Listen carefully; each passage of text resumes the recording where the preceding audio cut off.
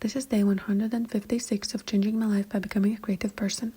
I know that lately it might seem like I'm not doing a lot creativity-wise, but at the same time, like I've mentioned before, I keep having these small creative moments every day. Today I made a small sketch, yesterday I also made one in my tiny notebook, and that's something I can manage and keep up with. I think there's something really powerful about trying different things, getting inspired by others, and then creating without fear in your own little sketchbook.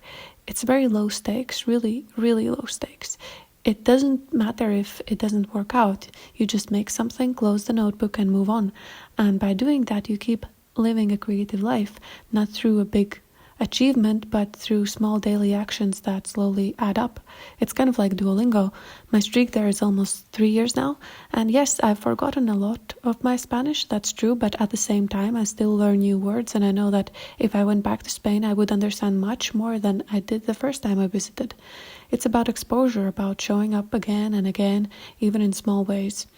And actually, this reminds me of something I don't think I've ever shared before. About 10 years ago, I was traveling in Portugal with my tiny sketchbook, just like the one I use now. I showed my sketches to the host I was staying with, and she suddenly said, "Why don't you paint a huge scene on my wall in this style?" I was completely intimidated. I was scared to even try, but she told me, if it doesn't work, we'll just paint over it. And that gave me the opportunity to actually try.